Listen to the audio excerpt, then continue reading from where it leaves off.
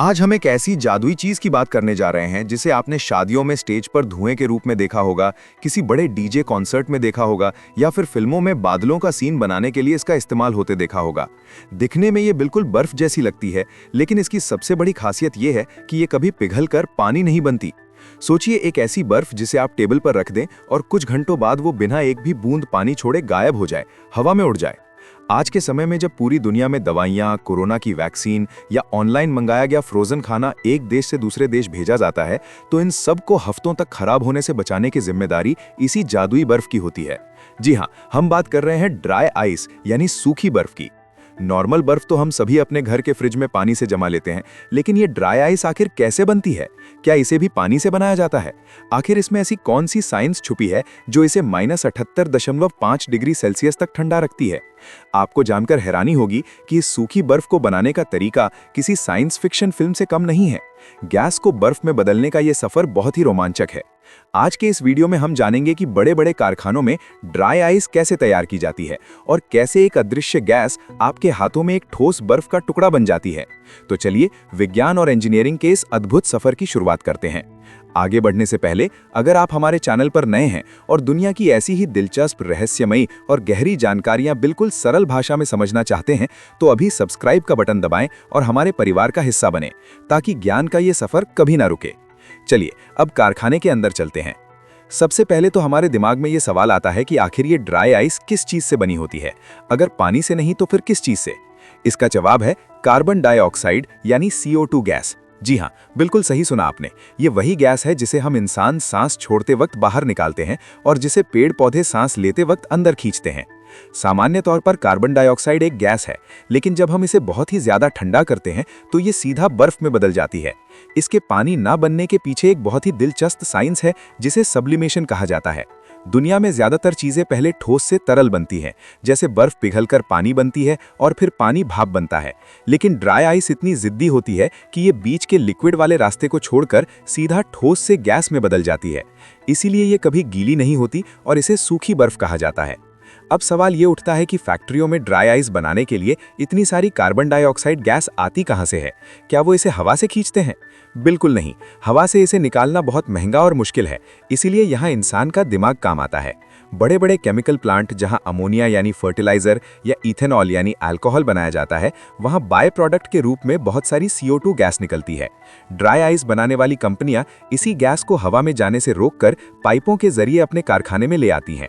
एक तरह से ये प्रदूषण को रोकने का एक बहुत शानदार तरीका भी है। जब ये गैस कारखाने में आती है तो ये बहुत गंदी होती है, इसमें बदबू होती है और कई अशुद्धियां होती हैं। इसे सीधा बर्फ में नहीं बदला जा सकता। सबसे पहले इस गैस को बड़े बड़े स्क्रबर और फिल्टर मशीन से गुजारा जाता है। ये मशीनें गैस को नहला धुलाकर एकदम शुद्ध कर देती हैं। अब हमारे पास 99.9% शुद्ध कार्बन डाइऑक्साइड गैस होती है, जो फूड ग्रेड होती है, यानी इसे खाने पीने की चीजों के साथ रखा जा सकता है। अब आता है इस गैस को पकड़ने का काम। गैस हवा में उड़ती रहती है। इसे एक जगह इकट्ठा करने के लिए बहुत बड़े कंप्रेसर का इस्तेमाल किया जाता है। गैस को एक मजबूत टैंक में डालकर उस पर बहुत भारी प्रेशर डाला जाता है और साथ ही इसका तापमान बहुत कम कर दिया जाता है। इस भारी दबाव और ठंड की वजह से गैस हार मान लेती है और पानी की तरह एक लिक्विड यानी तरल रूप में बदल जाती है। इसे लिक्विड CO2 कहते हैं। इसे बड़े बड़े सिलेंडरों में स्टोर कर लिया जाता है। यहीं पर वो जादू होता है जो ड्राई आइस बनाने की सबसे अहम प्रक्रिया है। लिक्विड CO2 को पाइपों के जरिए एक बड़ी सी मशीन में भेजा जाता है, जिसे पैलेटाइजर या ब्लॉक प्रेस कहते हैं। इस मशीन के अंदर प्रेशर एकदम से कम कर दिया जाता है। सोचिए एक छोटे से छेद से बहुत हाई प्रेशर वाले लिक्विड को अचानक खुली जगह में छोड़ दिया जाए तो क्या होगा? जैसे ही लिक्विड CO2 मशीन के अंदर फैलती है, उसका तापमान अचानक से गिरकर -78.5 डिग्री सेल्सियस हो जाता है। इतनी भयानक ठंड की वजह से आधा लिक्विड वापस गैस बनकर उड़ने लगता है और बचा हुआ आधा लिक्विड पलक झपकते ही जम जाता है और मशीन के अंदर बर्फ की तरह गिरने लगता है। ये बिल्कुल वैसा ही दिखता है जैसे पहाड़ों पर सफेद बर्फ गिरती है। इसे CO2 स्नो कहा जाता है। लेकिन ये स्नो अभी किसी काम की नहीं है। ये इतनी भुरभुरे होती है कि हाथ लगाते ही टूट जाए। हमें चाहिए मजबूत ब्लॉक या छोटे छोटे टुकड़े। अब भारी भरकम हाइड्रोलिक प्रेस का काम शुरू होता है।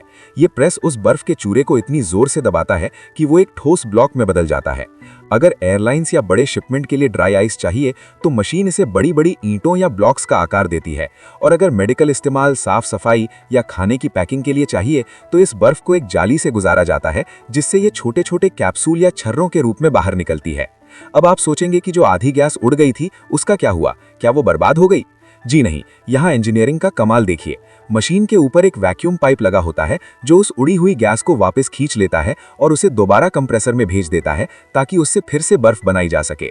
यानी एक भी ग्राम गैस बर्बाद नहीं होती। अब आपके मन में सवाल आ रहा होगा कि इतनी मेहनत क्यों, हम नॉर्मल बर्फ का इस्तेमाल क्यों नहीं कर लेते? इसके दो बड़े कारण हैं। पहला, नॉर्मल बर्फ का तापमान 0 डिग्री होता है, जबकि ड्राई आइस का तापमान लगभग -89 डिग्री होता है। यानी ये नॉर्मल बर्फ से कई गुना ज्यादा ठंडी होती है। कोरोना की वैक्सीन जैसी चीजों को -70 डिग्री पर रखना जरूरी था, जो सिर्फ ड्राई आइस ही कर सकती थी। दूसरा कारण, अगर आप एक गत्ते के डिब्बे में नॉर्मल बर्फ के साथ दवाइयां या इलेक्ट्रॉनिक सामान विदेश भेजेंगे तो बर्फ पिघलकर पानी बनेगी और पूरा डिब्बा और सामान खराब हो जाएगा। लेकिन ड्राई आइस सीधा गैस बनती है, सामान अपनी मंजिल तक एकदम ठंडा पहुंचता है और डिब्बे के अंदर पानी की एक भी बूंद नहीं होती। इसके अलावा आज के समय में ड्राई आइस ब्लास्टिंग का बहुत इस्तेमाल हो रहा है। बड़ी बड़ी मशीनों को साफ करने के लिए उसमें पानी या रेत नहीं मारी जाती, बल्कि मशीन गन से हाई स्पीड में ड्राई आइस के छोटे टुकड़े मारे जाते हैं। बर्फ गंदगी को तोड़ देती है और खुद गैस बनकर उड़ जाती है। मशीन एकदम नई जैसी हो जाती है और वहां कोई कचरा भी नहीं बचता। तो दोस्तों, ये था कारखानों के चिमनियों से निकलने वाले धुएं का आपकी जिंदगी को आसान बनाने वाली ड्राई आइस तक पहुंचने का सफर। सोचकर भी अचरज होता है कि जिस कार्बन डाइऑक्साइड गैस को हम ग्लोबल वार्मिंग और प्रदूषण का कारण मानते हैं, उसी गैस को इंसान ने अपनी समझदारी से दुनिया की सबसे ठंडी और काम की चीजों में से एक बना दिया है। अगली बार जब आप किसी शादी में स्टेज पर वो जादुई सफेद धुआं देखें या आपके घर कोई फ्रोजन चीज पार्सल में आए, तो याद रखिएगा कि इसके पीछे भारी दबाव, भयानक ठंड और कमाल की इंजीनियरिंग छिपी हुई है।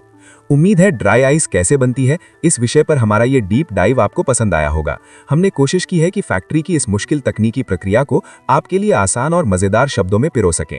अगर आपको ये वीडियो एजुकेशनल और अच्छा लगा तो इसे लाइक करके हमारा हौसला जरूर बढ़ाएं। इसे अपने दोस्तों, परिवार और ग्रुप्स में शेयर करें, ताकि सबको पता चले कि आखिर वो जादुई धुआं और ना पिघलने वाली बर्फ बनती कैसे है। और हाँ, अगर आपने अभी तक सब्सक्राइब नहीं किया है तो नीचे दिए गए लाल बटन को दबाएं और घंटी यानी बेल आइकन को जरूर ऑन करें, क्योंकि हम अगले वीडियो में एक और ऐसी ही अनदेखी और अद्भुत कहानी लेकर आने वाले हैं। वीडियो देखने के लिए आपका बहुत बहुत धन्यवाद। मिलते हैं अगले वीडियो में।